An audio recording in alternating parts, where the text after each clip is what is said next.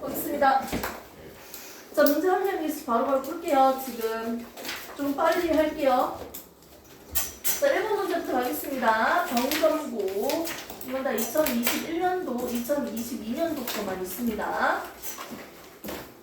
자, 병정고. 볼게 1번. 기억 니은에 나타난 생물의 특성과 가장 관련 깊은 것은 뭘까요? 1번. 필요한 에너지를 얻는다. 물질 대사죠. 건드리니까 감추리고 오므린다. 자극에 대한 반응이죠. 답은 뭐다? 1번. 자, 2번 문제 보겠습니다. 생물의 특성, 가나다의 예를 그림은 서식하는 환경에 따른 두 토끼의 생김새를 나타냈습니다. 기억 하기 전에 다 먼저 봅시다. 아버지 형질이 자손에게 전달하는 거 뭡니까? 유전. 개구리알 부활해서 올챙이 아무튼 생장, 발생이죠? 발생과 생장.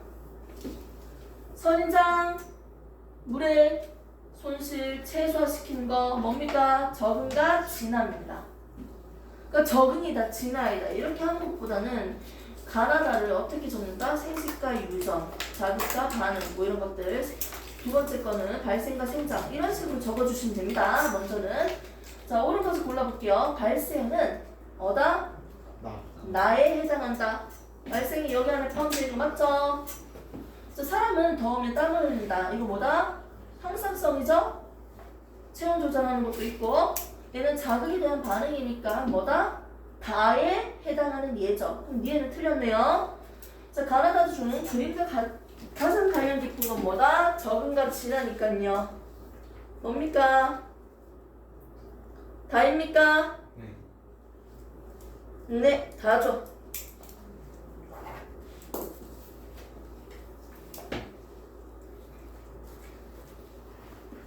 어? 어차피 사막 지역은 이상하네. 문제. 타월이 다음 몇 번이에요? 3번. 3번입니다. 자, 그 다음에 3번 문제 볼게요. 보는 거야? 미안해요.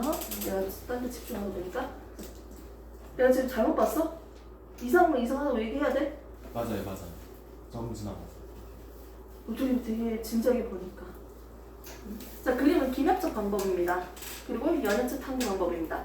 여기서는 관찰 방법과 절차 구화, 관찰 수행, 관찰 이거 뭡니까?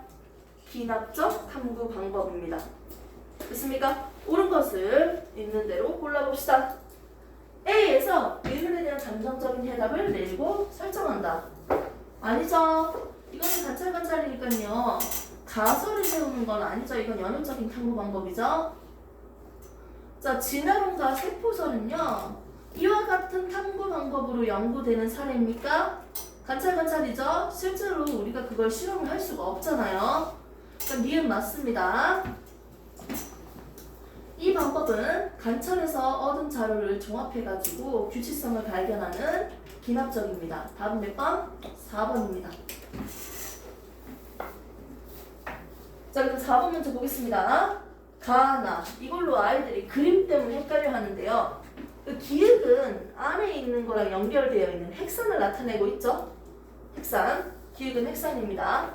바이러스들은요, 이렇게 바이러스들은 둘 다 핵산과 단백질 껍질로 이루어져 있고 기획은 핵산이죠. 옳은 것을 골라봅시다.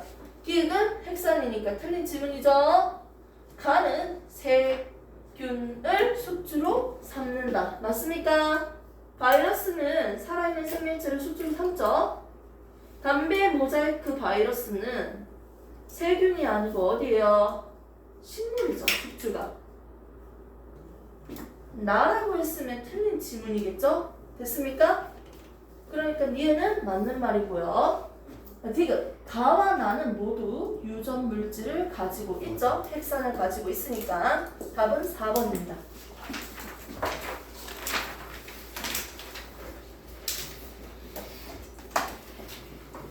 자, 그다음에 5번 문제 보겠습니다.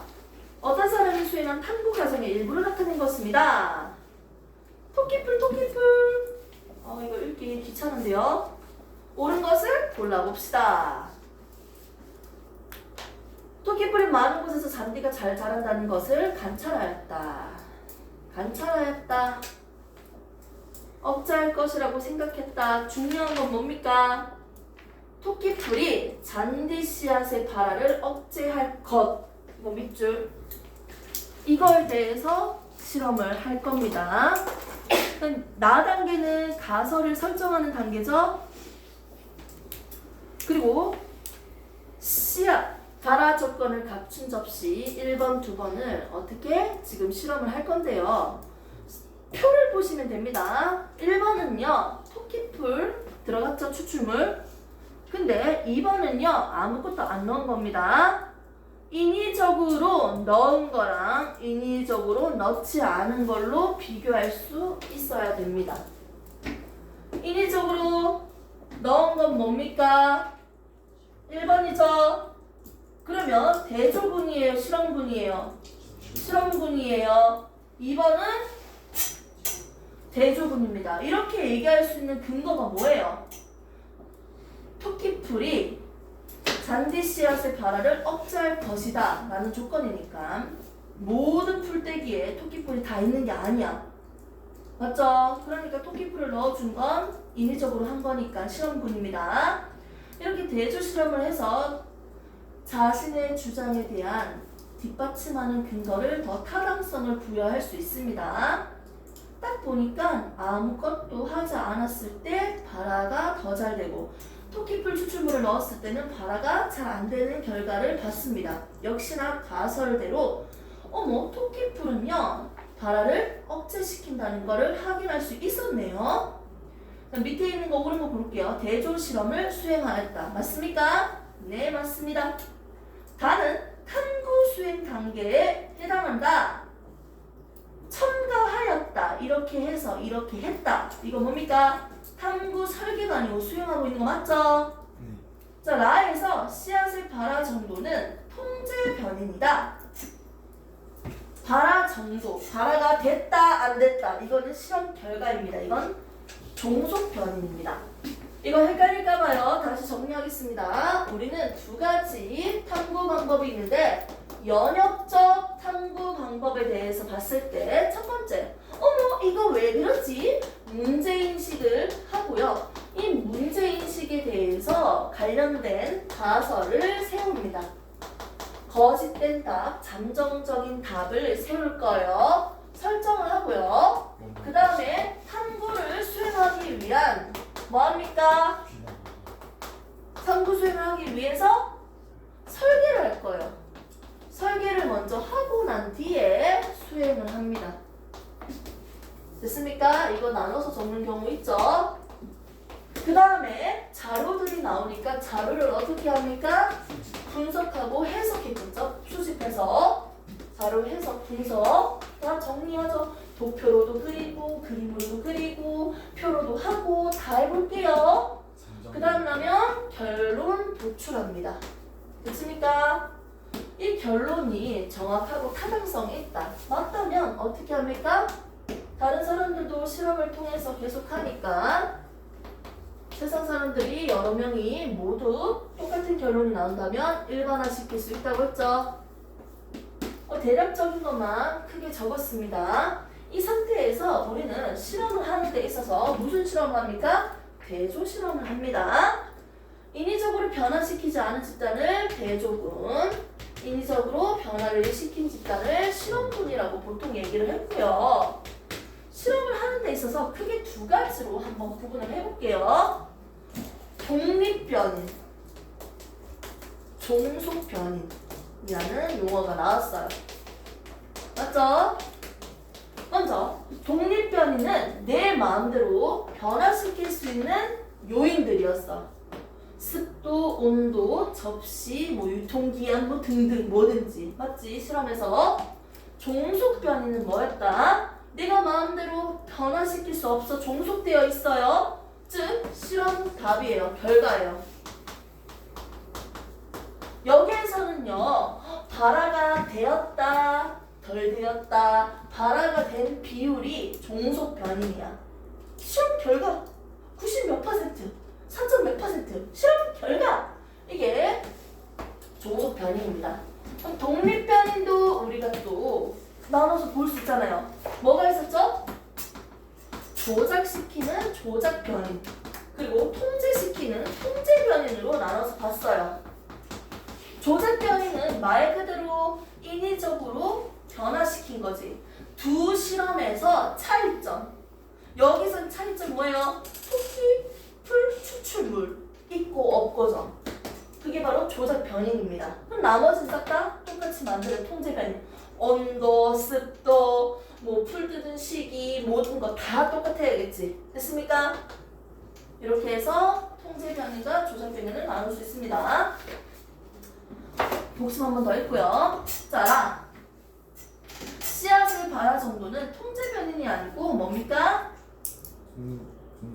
그렇죠. 종속 변인입니다. 이렇게 고치셔야죠. 그 뭐뭐 되었다. 완전 됐다는 게 중속. 그럼 실험 나와. 생각하였다. 어찌할 것이라고. 가사 설정이고요. 그러면 결론 도출은 어떻게 적어야 될까요? 토끼풀이 잔디 씨앗의 발화를 억제하였다. 이렇게 완전 적어야지. 여기 있는 가설 설정에서 끝에 있는 부분만 바꿔주시면 됩니다. 그게 결론 도출이죠? 근데 여기서는 결론 도출이 없잖아요. 첫 번째는 문제를 인식했잖아. 억제하는 것으로 관찰됐네? 문제 인식입니다. 자, 그럼 6번 문제 보겠습니다. 잠깐만요. 5번 문제 그럼 답이 몇 번이에요? 3번입니까? 맞습니까? 3번. 쌤이 생각 없이 풀고 있으니까 여러분들이 바로 체크해주세요. 3번. 자, 6번. 생명과학이 가진 특성과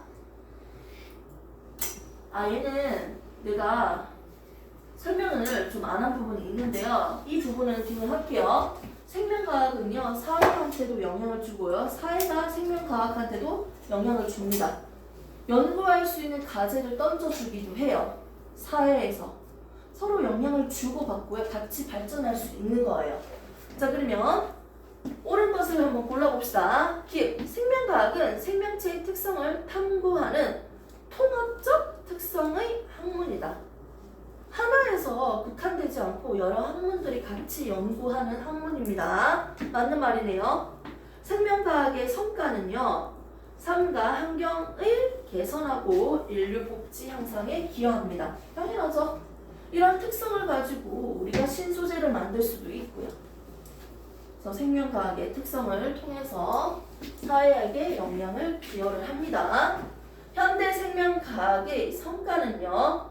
다른 학문 분야의 성과와 결합해서 이루어진 것이다. 그렇죠? 하나의 학문으로 이루어진 게 아닙니다. 답은 몇 번? 5번입니다. 5번입니다. 자, 그 다음에 7번 문제 보도록 하겠습니다. 그림은 세포 내에 일어나는 반응의 진행에 따른 에너지 변화를 표는 A, B 한 분자단 인산의 수를 나타낸 것입니다. 여기서 조금만 주의 깊게 봐야 되는 게 인산의 결합수가 아니고 그냥 인산의 수예요. 인산의 수라고 한다면 3개랑 2개잖아요. 보통 ATP랑 ADP 중에 하나라고 했으니까. 근데 인산의 결합수라고 한다면 1개 아니면 2개겠죠. 자, 그러면 A는 당연히 몇 개입니까? 인산의 수니까 3개겠죠. 3이라고 적고요. A라는 물질은 ATP, B라는 물질은 ADP라고 적으시면 됩니다. 됐습니까? 이 ATP가 어떻게 생겼습니까? 아데노신이라고 해서 아데노신과 인산 몇 개가 결합했다? 3개가 결합되어 있는 게 ATP예요. 그래서 아데노신 3인산이라고도 부릅니다. 그런데 아데노신은 뭐랑 연결되어 있어요? 아데닌이라는 염기와 리보스라는 당이 연결돼서 아데노신이었죠. 자, 한번 보도록 할게요. 기획은 니은 이게 커지고 있죠. 그래프 해석할 때 단순하게 그냥 가시면 돼요. 분명히 처음에 있었던 친구의 에너지 높이는 이 정도였는데 나중에는 높아졌어요. 그림만 봐도 어머 위로 올라갔네, 커졌네, 끝. 됐습니까? ATP는요 아데노신의 ADP는 3개가 붙어 있고요. ADP는요, D 2개라는 뜻이죠. 아데노신에 2개가 붙어 있는 거예요. 그러면 작은 게 커진다라는 건 어디서 어디로 간다? 밑에 있는 녀석에서 인산 1개를 더 붙여서 더 커진 거예요. ADP에서 ATP로 가는 겁니다. 됐습니까? 단순하게 커졌다. 더 하나 더 붙었다. 이렇게 보시면 되죠. ADP, ATP 이렇게 해석하시면 되고요. 그러면 기억은 뭡니까? ADP고요. 니은 ATP라고 하시면 되겠죠. 그럼 옳은 것을 한번 골라봅시다. 니은은 ATP니까요. 당연히 인산수가 3개인 A입니다. A. 그래서 기억이 틀렸죠?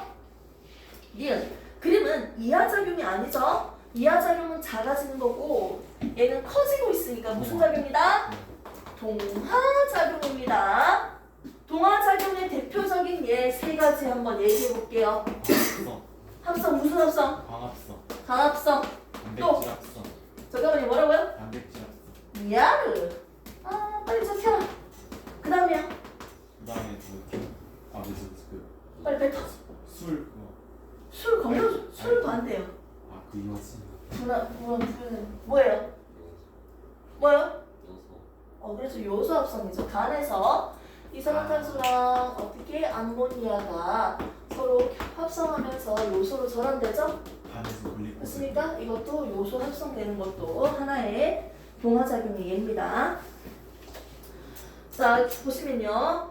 기회가 틀렸고요. 니은은요 틀렸죠? 답 몇 번? 2번이겠죠. 질문 읽어볼게요.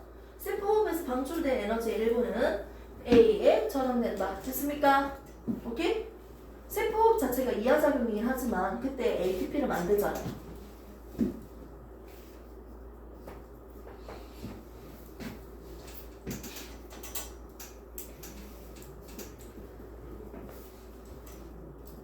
조금만 쉬는 타임. 1분. 화장실 갔다 오고 물 마실 사람 있으면 빨리 좀 도시고요.